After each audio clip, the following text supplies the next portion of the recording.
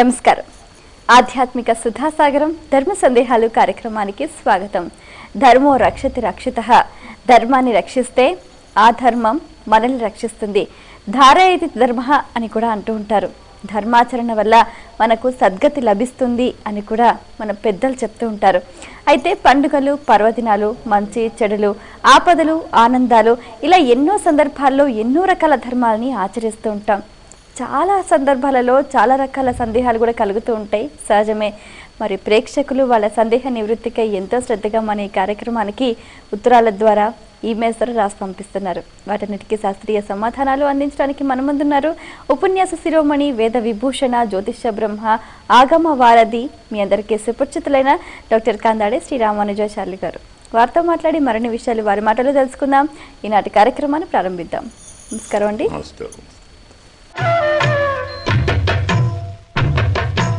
మొదటి ఉత్తరం చూద్దామండి. హైదరాబాద్ నుంచి శశికళ రాస్తున్నారు. ఏ ఏ ప్రదేశాలను లక్ష్మీ నివాసాలు అంటారు తెలియజేయగలరు అంటూ రాస్తున్నారు. ఎక్కడ ధర్మం ఉంటుందో అక్కడ లక్ష్మి ఉంటుంది. ఒకే మాట చెప్పాలంటే ఎక్కడ పవిత్రత ఉందో, ఎక్కడ శుచిత్వం ఉందో, ఎక్కడ ధర్మం ఉందో, ఎక్కడ నీతి ఉందో, ఎక్కడ స్వార్థం లేదు, ఎక్కడ హింస లేదో, ఎక్కడ కపటం లేదో అక్కడ లక్ష్మి ఉంటుంది. ప్రధానం లక్ష్మి అంటే పరమ సత్వగుణ సంపన్నురాలు. ఇంకో మాట గుర్తుంచుకోవాలి, లక్ష్మి అన్నదానికి అర్థం మనం ఇప్పుడు చాలా విపరీతార్థంలో వాడుతున్నాం. ఎక్కువ డబ్బున్నవాడు లక్ష్మీపతి అంటున్నాం, లక్ష్మి కలవాడు అంటున్నాం. కాదు, డబ్బుల మూటలు, రూపాయల రాసులు, రతనాల రాసులు లక్ష్మి కాదు. ఎందుకు కాదు? వాటి వల్ల ఏం కలుగుతున్నది? ధనం పెరిగిన కొద్దీ లోభిత్వం పెరుగుతున్నది, ఇంకా ఆశ పెరుగుతున్నది. నెలకు 1000 రూపాయల వాడు మోసం చేయడు, పక్కదారి వెతకడు. నా ప్రాప్తం ఇంతే, సవరించుకుంటాను అంటాడు. 1,00,000 రూపాయలు ఇచ్చినవాడు 1,00,000 ప్రయత్నం చేసి ఇంకో 1,00,000 వస్తుందేమో, ప్రయత్నం చేస్తే ఇంకో 1000 వస్తుంది వీడు అనుకోడు, వాడు అనుకుంటాడు. అంటే మనలో దుస్సంకల్పాన్ని పెంచేది, దుష్టభావనను పెంచేది, స్వార్థాన్ని పెంచేది, మోసాన్ని పెంచేది, ద్రోహాన్ని పెంచేది లక్ష్మి కాదు. లక్ష్మి అంటే లక్షయతీతి లక్ష్మి శబ్దానికి అర్థం అది గుర్తింప చేస్తుంది. చెడువారితో కాదు, మంచివారితో, మంచితనంతో. 10 మంది నిరంతరం గుర్తుంచుకోవాలి, చెడ్డవాడిని గుర్తుంచుకుంటాడు, కానీ అది ప్రేమతో కాదు. ఎవరి వ్యక్తిని, ఏ వ్యక్తిని మనం ప్రేమతో, భక్తితో నిరంతరం తలుచుకుంటాము, చనిపోయిన తర్వాత కూడా ఎవరిని తలుచుకుంటాము, వారు ఇక్కడ మనం తలుచుకున్నంతకాలం అక్కడ వారు స్వర్గంలో ఉంటారు. అదే తిట్టినంతకాలం నరకంలో ఉంటారు. కాబట్టి 10 మంది చేత చీ అనిపించడానికి కారణమైంది ఎప్పుడు లక్ష్మి కాదు. 10 మందిని బాధించడానికి కారణమైంది లక్ష్మి కాదు. మనలో స్వార్థాన్ని, ద్రోహాన్ని, ఈర్ష్యను, అసూయను, కపటాన్ని, ద్వేషాన్ని పెంచేది లక్ష్మి కాదు. లక్ష్మి అంటేనే శుభం, సుందరం, సత్యం, శివం కదా. లోకా సమస్తాః సుఖినో భవంతు అనగలిగిన వాడి దగ్గర ఉన్నదే లక్ష్మి. ఒక ముద్ద కావచ్చు, ఒక మెతుకు కావచ్చు. రూకల రాసులు లక్ష్మి కాదు, రత్నాల రాసులు ధనం కావచ్చు. అది ఐశ్వర్యం కూడా కాదు, అది సంపద కూడా కాదు. సంపద కాదు, ఐశ్వర్యం కాదు, లక్ష్మి కాదు, ధనం. ధనం అంటే ఏంటి? ఉప్పొంగింపజేసేది, ధరింపచేసేది కావచ్చు. ఓ ఇల్లు కట్టుకుంటావు, ఓ పెళ్లి చేసుకుంటావు, నువ్వు బాగుంటావు, పక్కవాడు లేదే. భగవంతుడు ఎక్కడ ఉంటాడు? అమ్మ ఉన్న చోటే ఉంటాడు. అమ్మ ఎక్కడ ఉంటుంది? ఆయన ఉన్న చోటే ఉంటుంది. ఇద్దరు ఎక్కడ ఉంటారు? ఎక్కడ శాంతి, సామరస్యం, సౌమనస్యం, సౌహార్దం, సుహృద్భావం, సర్వలోక శ్రేయస్ సాధన ఉంటాయో అక్కడ ఉంటారు. కాబట్టి పవిత్రంగా ఉండండి. ఇల్లు పవిత్రంగా ఉండాలి, శరీరం పవిత్రంగా ఉండాలి, వస్త్రాలు పవిత్రంగా ఉండాలి, ఆలోచనలు పవిత్రంగా ఉండాలి, సంకల్పాలు పవిత్రంగా ఉండాలి. ఆచారం లక్ష్మీ నివాసం. ఒక మాట చెప్పాలంటే సదాచారం లక్ష్మీ నివాసం. కాళ్ళు కడుక్కోకుండా బయట నుంచి లోపలికి వస్తే లక్ష్మి బయటికి పోతుంది. చాలామంది లక్ష్మి చెప్పాను కదా, లక్ష్మి అంటే డబ్బులు కావు, మరి గుర్తుపెట్టుకోవాలి. మనలోని భావన పోతుంది, సదభిప్రాయం పోతుంది. బయట నుంచి వచ్చినవాడు కాళ్ళు కడుక్కొని రావాలి. బయటికి వచ్చినవాడు భోజనం చేయాలంటే ఏ వస్త్రాలతో బయటికి వెళ్ళావో ఆ వస్త్రాలు మార్చుకొని చేయాలి. ఎందుకు? ఈ వస్త్రాలతోటి ఊరంతా తిరిగాం కదా. మరి ఇందులో ఎన్ని లక్షల క్రిములు చేరుతాయా? వాటితో వచ్చి అలాగే కూర్చొని భోజనం చేస్తే మనం ఏం తింటున్నట్టు? క్రిములేనా, రోగాలేనా? ఇది ఆచారం అండి. మూఢాచారమా? బయట నుంచి వచ్చిన వాడు కట్టుకున్న బట్టలు మార్చుకొని కాళ్ళు చేతులు కడుక్కొని ఆచమనం చేసుకొని వచ్చి భోజనం చేయమన్నాడు. మూఢాచారం అండి. ఇప్పుడు ఏం చెప్తున్నారు వీళ్ళు? భోజనం చేసే ముందు చేతులు కడుక్కోండి ఇవాళ చెప్పారు. వేదపురుషుడు సృష్టి కంటే ముందు చెప్పాడు. భోజనం చేసే ముందు 16 సార్లు కుడి చేతిని కడుక్కోవాలి. భోజనం చేసిన తర్వాత 32 సార్లు కడుక్కోవాలి 2 చేతులను. 16 సార్లు ఆచమనం చేయాలి. 8 సార్లు కాళ్ళు కడుక్కోవాలి. అక్కడ లక్ష్మి ఉంటుంది. ఎక్కడ పరిశుద్ధి ఉందో, ఎక్కడ కపటం లేదో, ఎక్కడ స్వార్థం లేదో, ఎక్కడ పవిత్రత ఉందో అక్కడ లక్ష్మి ఉంటుంది. అందుకే పవిత్రత, పరిశుద్ధి శరీరంలో, మాటలో, మనస్సులో ఉంటే లక్ష్మి ఉంటుంది. మరి ఉత్తరంలో వారి సందేహం చూద్దామండి. హైదరాబాద్ నుంచి శేఖర్ రాస్తున్నారు. నవగ్రహాలకు అపసవ్య దిశలో చాలామంది ప్రదక్షిణలు చేస్తూ ఉంటారు. అలా చేయొచ్చా? తెలియచేయగలరు అంటూ రాస్తున్నారు. ఇందులో వారి వారి ప్రాంతీయ ఆచారం, దేశీయ ఆచారం, కొందరు వారి వారి ఆలోచనతో అసలు దాని పేరు ప్రదక్షిణం అంటే అపసవ్యం ఎలా అవుతుంది? శబ్దానికి అర్థం ఏమిటి? ప్రదక్షిణం అంటే కుడి నుంచి తిరగాలి. దక్షిణం అంటే కుడి, దక్షిణ అంటే కుడి, వామ అంటే ఎడమ. ప్రదక్షిణ ఎటు తిరగాలి? దక్షిణం. అవసరం ఎట్లయితుంది మరి? ఎలా చెప్పుకుంటాం?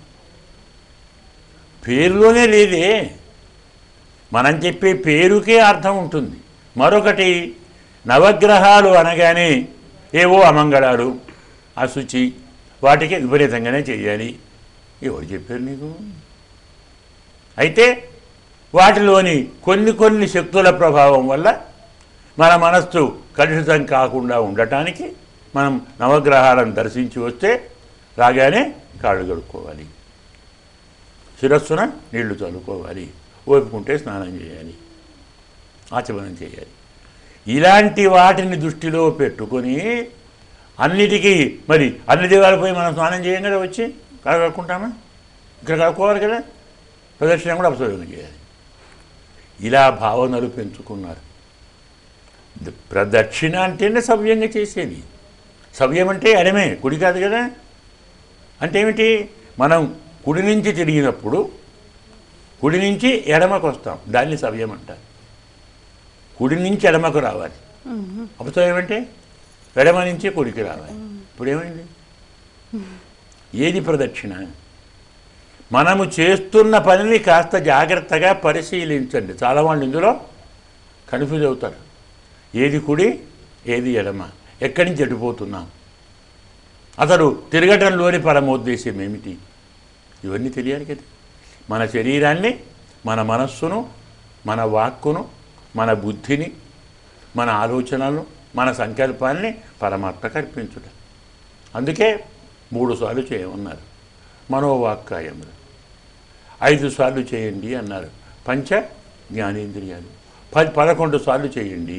పంచజ్ఞానేంద్రియాలు, పంచకర్మేంద్రియాలు, మనస్సు. కొందరు 12 సార్లు చేస్తారు బుద్ధిని కలుపుకొని, 16 సార్లు చేస్తారు విషయాలను కలుపు.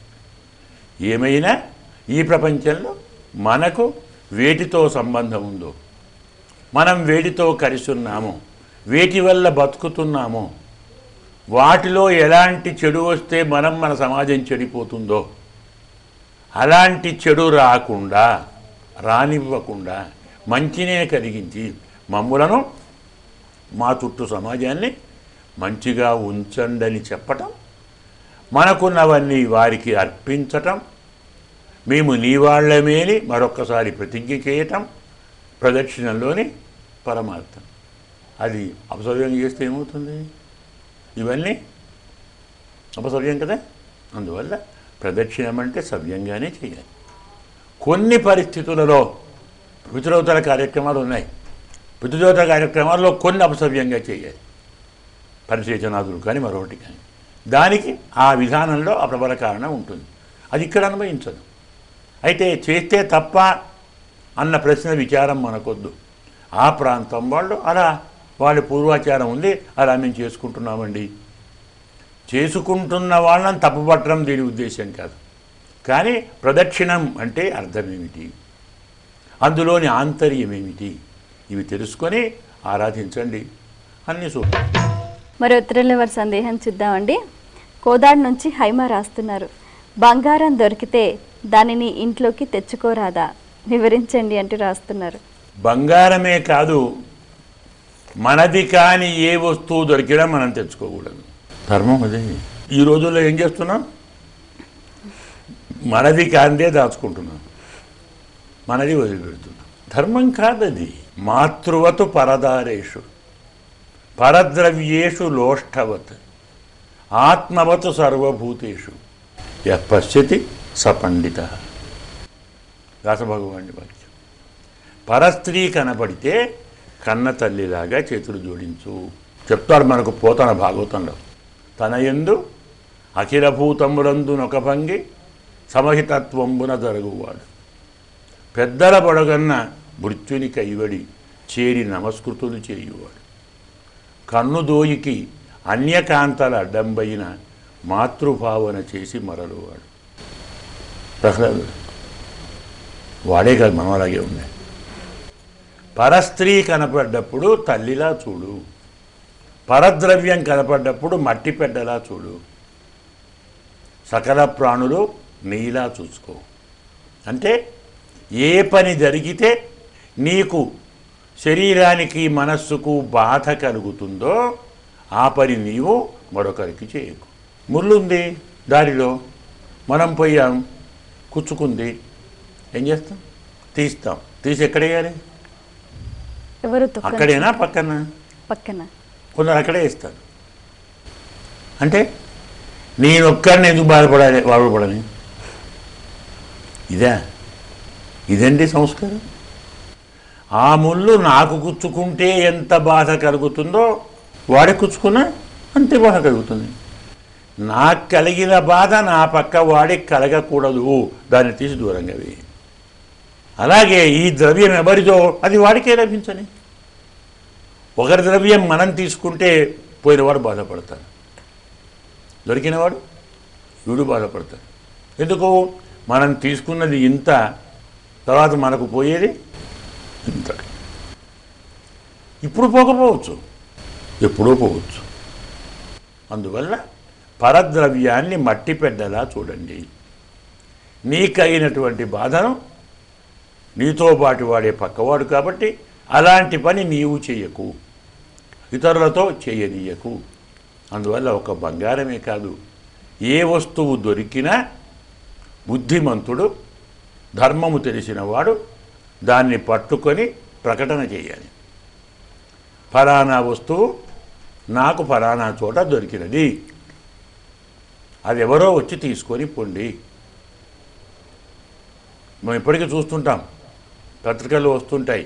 ఓ ఆటో వారు, ఓ ట్యాక్సీ వారు, మరొకరు దొరికిన బ్యాగు పిలిచి వారికి ఇచ్చారు, వారికి సన్మానం చేశాము, చదువుతూనే ఉన్నాం కదా. మరి వారిలో సంస్కారం ఉందా లేదా? వారు ఏం చదువుకున్నారు? సంస్కారం ఉంది. పుణ్యాత్ములు, మహానుభావులు. సంస్కారానికి చదువుకు సంబంధం లేదు. సంస్కారం అనేది పూర్వజన్మ వాసనతో వస్తుంది. ఏమీ లేనివాడు ఉదాత్తంగా ఉండొచ్చు, అన్నీ ఉన్నవాడు పరమలోభి కావచ్చు. చదువుకున్న వాళ్ళందరూ ఉత్తములు అని చెప్పలేం కదా. అందువల్ల ఏ వస్తువు దొరికినా జేబులో వేసుకుందాం, దాచుకుందాం అనే ఆలోచనను వదులుకోండి. మనది కాని వస్తువు మనకొద్దు. ఏది మనదో దాన్నే మనం ఉంచుకుందాం. ఇంకా చేతనైతే ఔదార్యం ఉంటే మన వస్తువు కూడా పంచగలిగితే నలుగురికి పంచుదాం. నలుగురికి పంచగా మిగిలిన దాన్ని దాచుకో, దొరికిన దాన్ని దాచుకోకు. ఈ ఒక్క సూత్రం వర్తిస్తే అందరూ బాగుంటారు. మరో ఉత్తరం చూద్దామండి. కుమార్ హైదరాబాద్ నుంచి రాస్తున్నారు. మంగళవారం నాడు భూమిని తవ్వకూడదు అంటూ ఉంటారు, అందులోని ఆంతర్యం ఏమిటి తెలియచేయగలరు అంటూ రాస్తున్నారు. ఒక్క భూమినే కాదు, మంగళవారం నాడు ఏ శుభకార్యాలు చేయరు. మంగళవారం పెళ్లి చేస్తారా? పోని ఒడుగు, గృహప్రవేశం, అన్నప్రాసనం. న్యాయంగా అది మంగళవారం కాదు, పక్కన ఆ ఉంటుంది, అనకూడదు కాబట్టి మంగళ అంటున్నా. ధర్మశాస్త్రం ఏమిటి? నా శ్లీలం కీర్తయేత్, అశుభాన్ని పలకకూడదు. అందుకే భర్త లేని వాళ్ళని ఏమంటాం? పూర్వ సువాసిని అంటాం. అంటే మాజీ ప్రెసిడెంట్ అన్నట్టు అన్నమాట కదా. పూర్వ అంటే మాజీ కదా. పూర్వ సువాసిని, ఇంతకుముందు ఆమె ముత్తైదువా. ఇప్పుడు చెప్పకూడదు, అశుభాన్ని పలకకూడదు. పూర్వ సువాసిని అంట. అలాగే రాక్షసులు ఏమంటారు? పూర్వదేవతలు. రాక్షసులు అనకూడదు. మన నోట అశుభాన్ని, అశ్లీలాన్ని, అమంగళాన్ని వాడకూడదు. అందుకే అన్నీ మనం విపరీతార్థంలోనే వాడతాం. అందుకే మంగళవారం. అంతెందుకు, ఇంట్లో కుంకుమ ఏమంటా? నిండుకుంది. అదేమిటి మరి? న్యాయంగా నిండుకుంది, నిండుగా ఉంది. కుంకుమ నిండుగా ఉంది అంటే ఏమర్థం? నిండుగా చేయరా నాన్న అని. ఎందుకంటే పసుపు లేదు, కుంకుమ లేదు, డబ్బు లేదు అనకూడదు. అంతేకాదు, మనం కూడా నిజంగా లేకున్నా నాకేమీ లేదు అనద్దు. 10 సార్లు లేదు లేదు అంటే ఉన్నవాడు కూడా లేనివాడే అవుతాడు. ఇప్పటి కాలంలో లేనివాడు ఉన్నదానితో తృప్తిపడి నాకున్నది చాలు అంటాడు. బాగా ఉన్నవాడు అబ్బే చాలా కష్టమవుతుందండి, ఇది కావటమే కష్టమండి. మనం చూస్తుంటాం చాలామందిని, కొత్త ఉద్యోగస్తులను. అంటే మనం విమర్శించడానికి కాదు నా ఉద్దేశం. మాట్లాడిస్తే టైట్గా ఉందండి అంటాడు. ఏమిటి, దేనికి టైటు? ఎవరు టైటు? ఏం టైటు? 2 లక్షల నెలకి జీతం ఉంటుంది టైటు. మాకు 200 టైట్ లేదు. మా జీతం మొదలు 100 రూపాయలు 63లో. మాకు టైట్ లేదు. హాయిగా బతికాం, తృప్తిగా బతికాం, ఇప్పటికంటే మంచిగా తిన్నాం. టైట్ అనేది భావనలో ఉంది, వస్తువులో కాదు, డబ్బులో కాదు. ప్రతివాడికి ఏమలవాటైంది? లగ్జరీ కావాలి. ఉద్యోగంలో చేరాలి, తెల్లారే టీవీ. అదేం టీవీ? ఏదో ఉంటుంది, పెద్దగా ఉంటుంది. ఇప్పటి టీవీలు కావు, ఇంత పెద్దగా ఉంటుంది. అది ఒక స్మార్ట్ టీవీ అట. అందులోనే ఫోను, అందులోనే ఏమిటో గోరగోర. అట్లే ఏసీ కావాలి, ఓ కారు కావాలి, ఇవన్నీ కావాలి. టైటే ఉంటుంది. ఎందుకు? వస్తువులతో ఇల్లు టైట్ అయింది కదా, ఇది కూడా టైట్ అవుతుంది. అది లేకుంటే అది. కాబట్టి లేదు అనే మాట 10 సార్లు అనకండి. నిజంగా లేకున్నా నాకు నేను హాయిగా ఉన్నాను. 10 సార్లు ఉంది ఉంది అంటే పరమాత్మ ఉన్నట్టే చేస్తాడు. 10 సార్లు లేదు లేదు అంటే ఆ స్థితి వస్తుంది. నిజంగా నీకు ఇబ్బంది ఉన్నా ఆ మాట అనకుండా వచ్చిన నెల చూద్దాం అంటే చాలు కదా. తన వస్తువు కావాలి, వచ్చిన నెల తీసుకుందాం, అర్థం చేసుకుంటాడు. ఈ నెల లేదు అని. లేదు అనొద్దు, బాధగా ఉంది అనొద్దు, ఎదుటివాడిని బాధ పెట్టే మాట అనొద్దు. మన సంప్రదాయాల్లో ఇంత సంస్కారం ఉంది. ఇది మరెక్కడ దొరకదు, మీకు ఏ దేశంలో దొరకదు, ఎక్కడా లేదు. భారతదేశంలోనే శుభం మాత్రమే పలకాలి, ఎదుటివానికి శుభమే కోరాలి, ఎదుటివాని క్షేమమే కోరాలి, ఎదుటివాని మంచే కోరాలి. ఇది మన సంస్కారం, మన సంప్రదాయం. అందుకే మంగళవారం అని పేరు ఎందుకంటున్నారు? అది అనకూడదు కాబట్టి. ఆ రోజు భూమి తవ్వటమే కాదు, ఏ శుభకార్యము చేయరు. కానీ ఇందులో ఒక రహస్యం ఉంది. ఏనాడు మనం శుభకార్యాలు చెయ్యమో ఆనాడు దైవారాధన బాగా చెయ్యాలి. పుష్యమాసం, భాద్రపద మాసం, ఆషాఢ మాసం ఏం చేస్తాం?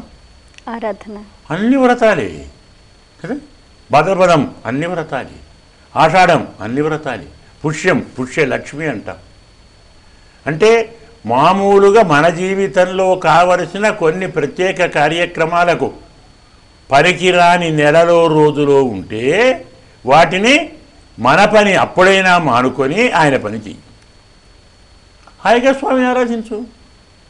మనం మంగళవారం నాడు హనుమంతుని ఆరాధిస్తున్నాం కదా.